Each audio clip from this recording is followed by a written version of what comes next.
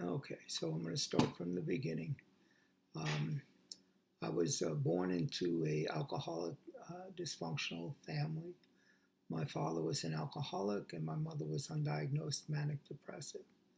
So I go all the way back to my childhood when I recognized there was something about alcohol in my life. I didn't understand it, but it took a place, and there was one, let's call one incident or one memory, that very early memory of alcohol in my family and my experience with that. And it was, we were on vacation, our mom and dad, and my brother Bill and I.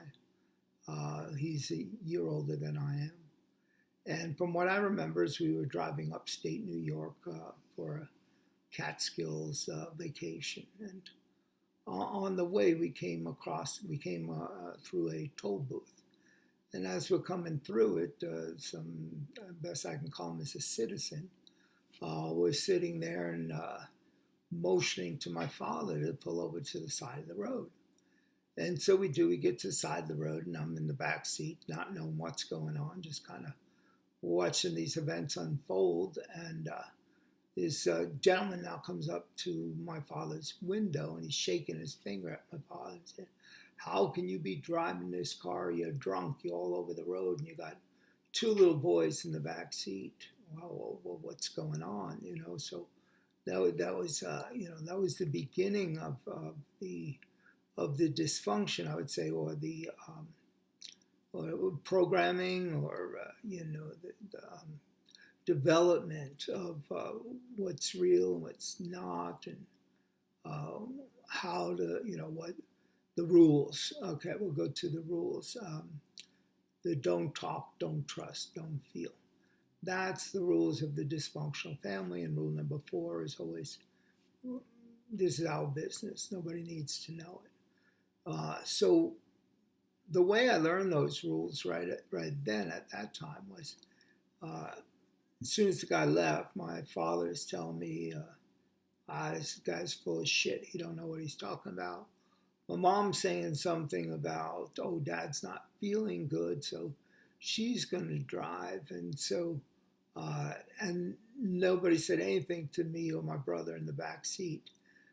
There was no communication. There was, are you guys all right, or any of that. What we were expected to do was to just sit there and, comb your hair and pull your shirt up and be a good little boy, but not, we're not going to talk about it. If we do, and we can't talk, nobody said, oh, dad's drunk and he probably shouldn't be driving down the road. No, that wasn't it. We didn't talk about the elephant in the living room. Don't talk, don't trust, right? So now, who do I trust? Do I trust this guy that's yelling at my father through the window? I mean, he seemed pretty concerned, but who the hell is he anyhow? Or should I trust my father that this guy don't know what he's talking about? Or do I trust my mother that dad's not feeling good? You don't know who to trust. So you stop trusting anyone, right? And then don't feel. There was no, like, oh, are you boys okay? That must have been very scary for you. Uh, dad erred, and he shouldn't have been driving, and mom's going to drive now. He was on vacation having a couple of drinks and probably shouldn't have done that. We learned from that. That would have been perhaps a little bit more functional, but no. So from the get-go, in these dysfunctional families, and I think it's not just a dysfunctional family, it is a society that we live in as well. These same messages are being delivered to us to, don't be a crybaby, don't be a scaredy cat, so my emotions, there's something wrong with them. And pretty much you're on your own when the old man's getting drunk all the time. So there I am at 5 years old learning that lesson of don't talk, don't trust, don't feel. And so that little boy, he learned that very well. Don't talk, don't trust, don't feel. And so as he went on with his life, he's learning not to talk to anybody. Nobody really wants to hear what he has to say. Certainly can't trust because, my father's drinking increased, and the chaos from it became more. and don't feel. That was you were on your own. So from that young age, you're pretty much on your own trying to figure out life.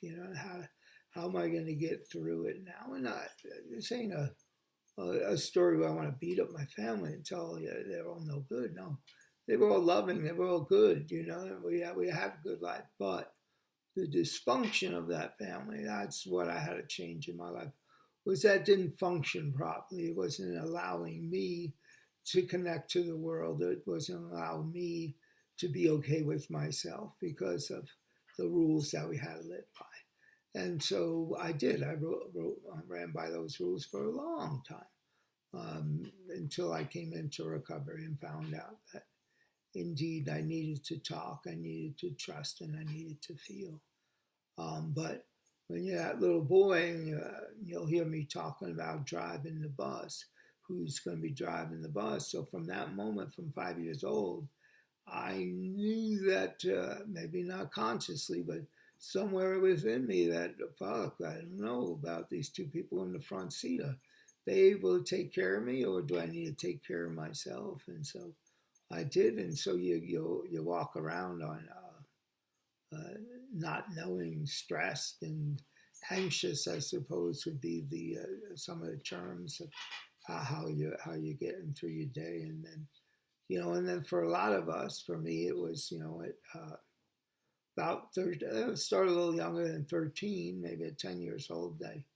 I probably had first couple sips here or there, Christmas eggnog, whatever it might have been. But the first drunk was at 13, and then all of a sudden, well, there it was, the miracle cure.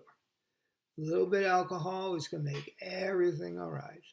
I could talk, and I could trust that whiskey was going to take me where I wanted to go, and I didn't have to worry about feelings. I could blot all those out. So my solution then to my don't talk, don't trust, don't feel was alcohol. And it worked for a long time until it stopped working. We tried a few other things along the way as well.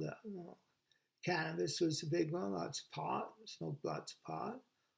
Daily thing, I believe, for about 20 years, I would say, is quite a bit. And cocaine, and then, whatever else might have come along the path.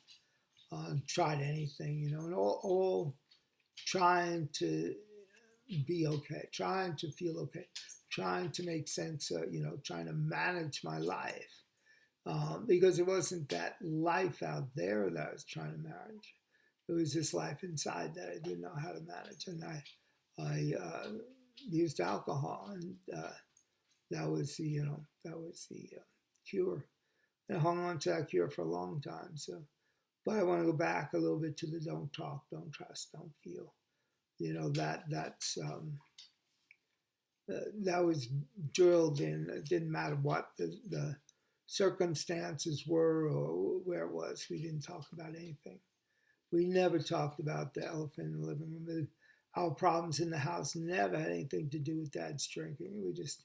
We didn't talk about it. It just didn't happen. And so that chaos went on for a long time until I guess he got to that point where he decided to stop drinking. And I came to the point of, well, I don't live there no more. I can go out, do what I'm going to do on my own and take care of